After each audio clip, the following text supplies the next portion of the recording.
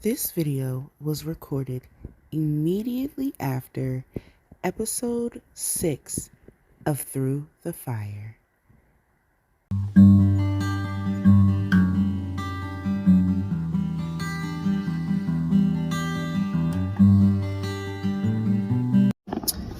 Alright, y'all, so I just recorded a video for my Through the Fire series, and of course you see I'm upset. And I explained in that video I'm frustrated as fuck after meeting with my private adjuster and the contractor that I'm going to use to rebuild the house. So this is our first meeting after, deciding that, we're going to work together or whatever. And this is our first meeting at the house. The contractor was just basically briefed on everything that was going on. He hadn't been to the structure. He hadn't seen the house or anything. So today was the first time that he seen the house. So of course they were there before I was, because true fashion of my own, I'm always late. So I was 10 minutes late. But anyway,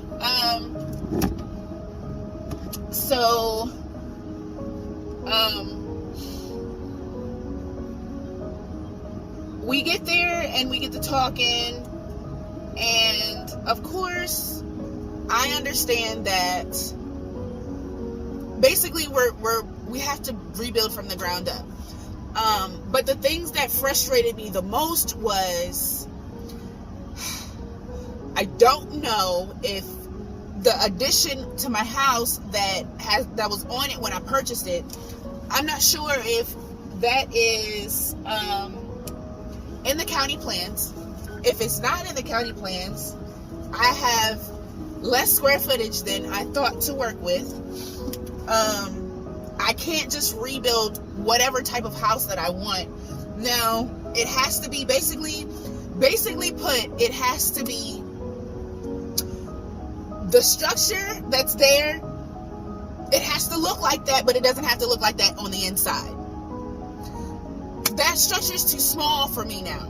I purchased that house when I was 19 going on 20. My son was 3 years old. My son is a whole 16 years old now, right? It's 3 bedrooms, 1 bath. 1 bathroom doesn't cut it.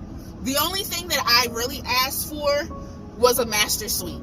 That's all I asked for. I need an additional bathroom, right? I wanted a walk-in closet, but you know what? I said, you know what? Fuck that. You know what I'm saying? As long as I can get an additional bathroom, like, that's really what I need. I don't need the closet space. I can deal with that, whatever. I need the additional bathroom. They basically told me, well, if you want an additional bathroom, you're gonna have to give up a bedroom. So basically make the house a 2-bedroom, 2-bathroom home. Well, that cuts the value. I mean, not that it necessarily cuts the value of the house, because with the house being newly built and being brand new, that adds value to it within itself, right? And within it, with it having another bathroom, an additional bathroom, that adds value to it, right? But I'm like, yo, like, I'm losing space. I'm losing square footage. So I'm frustrated as fuck right now, because this is not what I had. I'm not gonna say had in mind, but I didn't know I was going to be this fucking constrained. Now, if I want to add an addition, I can't. That's the thing too. Like, I can't even add an addition with the insurance money. So if I want to add a whole master suite or an addition to any part of the house, it has to come out of my own pocket. It has to come out of my own expense. So now I'm at the hard place where it's like, do I sell the house? Like, after I rebuild the house, do I sell it? Like, I am so frustrated because, number one, I don't want to sell my house. I really don't. I want it to remain with me because I wanted to invest. I want for it to eventually be an investment property for me, right? It's at a great location. paying, my mortgage is amazing, okay? So, for me, it's like, I don't know what to do. Like, I get it, my son is going to be leaving home within the next 2 years, because he's on the sophomore year now. So, you know what I mean? Like, am I really gonna need that extra guest room? But like, I don't know. I'm frustrated as fuck. So I'm hoping that once I clear my head, once I get more level-headed, like my dad really helped, because he really made a lot of things make sense for me. Like, he's like, yeah, I kind of figured, you know, that's what you were gonna have to work with. I kind of figured that. So, you know, you're smart. You know how you maneuver shit. So you know how you can do. Well, he didn't say shit. Like, I don't want to put words in my dad's mouth. He didn't say the word, but basically he was like, you always have a way of working things out to wherever you get what you want. You always end up getting what you want. Just end up knowing that either way it goes, Janae, you're gonna have a house note to pay. Look at it that way. And he's right. I'm gonna have a house note to pay. If I sell the motherfucker, or if I stay there, I still have a house note to pay. So, it's just a matter of going ahead and building the fuck out of this house, and really deciding, after I go through everything, really sitting there and making an informed and uniform decision as to whether or not staying in the house is going to work for me. It's going to work for my needs. And so that's where I am. I'm really frustrated. Like, I came today thinking I was prepared. I came with floor plans, only to be like, yo, stop the press. Like, bitch, no. This is not, no ma'am. No ma'am. This is not what we're going to be able to do for you. Now, I do have a couple of things that I really want to submit and ask when we meet again, when I meet with the contractor and the architect again, or when I meet with the contractor again and meet the architect and stuff for the first time. But I was even like, I was trying to hold it together so bad, and after my adjuster left the house, he called me and he was like, are you okay? And I'm like, yeah, you know, I try to play it off. Yeah, like, you know me, like, I don't let people see this, right? I'm like, yeah, no, I'm good. You know, he was like, I don't know, like, when you left, like, he was like, when we were going over things, like, you looked very overwhelmed, and I just want to make sure that you're okay. And so, like, I couldn't even hide it off my face. Like, I was sitting here like, yo, like, I'm grateful. I really am. I'm grateful for everything. I'm grateful for everything that has happened up until now, and even everything that happens now and in the future. I'm grateful, but I'm disappointed. That's the right word that I use. I'm disappointed. I'm highly disappointed right now. So I have to, number one, deal with my disappointment and work through that, right? And get my head in the game. I really got to get my head in the game, and I really got to figure some things out. So I'm very overwhelmed,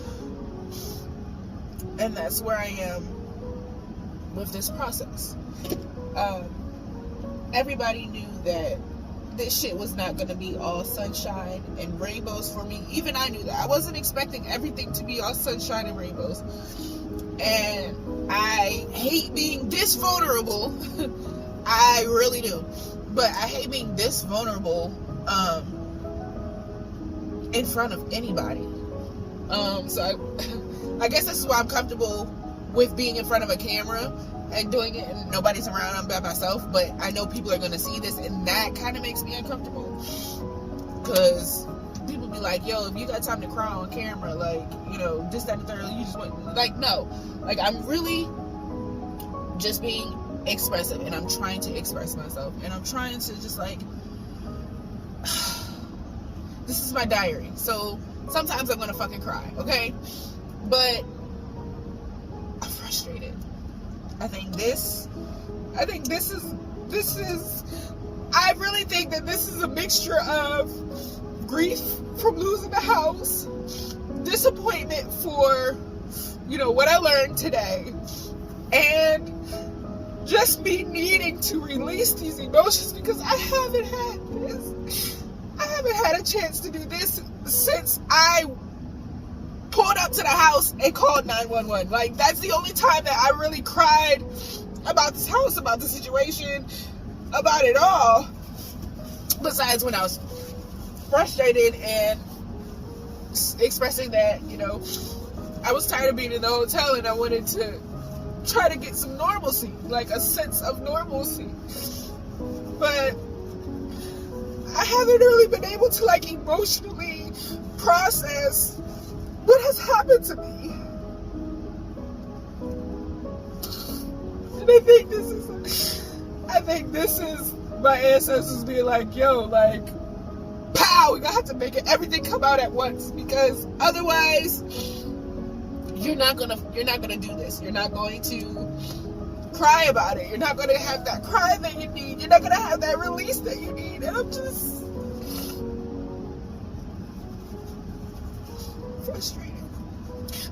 frustrated, and I'm overwhelmed, and I foresee a lot of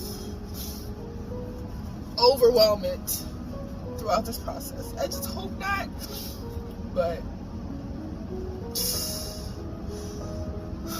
this is where I'm at. And I didn't say it in the beginning, but today is January 13th. And it's 11 o'clock in the morning and I'm recording this fucking diary, but yeah. Friday the 13th, it's a nightmare. Not necessarily a nightmare. I'm exaggerating, but I'm trying to be more optimistic. I'm trying to put my little optimistic hat on. So, y'all, just pray for me. Pray for me. Because I just don't want this to be the thing that takes me out. Like, I was strong during everything else. Like, I got through the fire. Like, cool. Like, it happened. All right, you shed your tear when you called 911. Like, you got it out then. So I thought. Trying to grieve over the house, and I had some moments where I went to the house and, I spoke with the house, and, I just exchanged energy, you know what I'm saying, and understanding with the house and the land and all of that.